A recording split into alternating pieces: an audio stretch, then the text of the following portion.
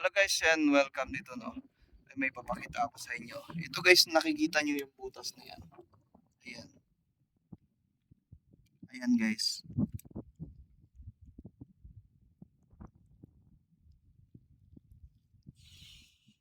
Yan po ay merong isda dyan sa loob.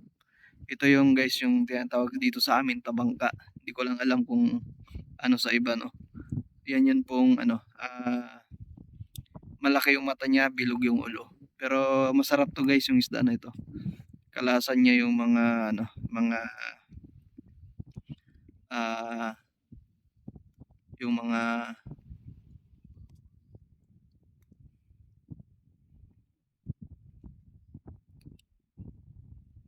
yung ano guys, yung kalasan niyang isda ay yung mga lapo.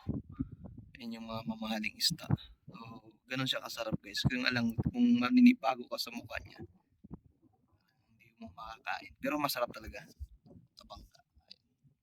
Yung ginagawa namin yan guys, para makuha yan, kailangan meron kang kawil.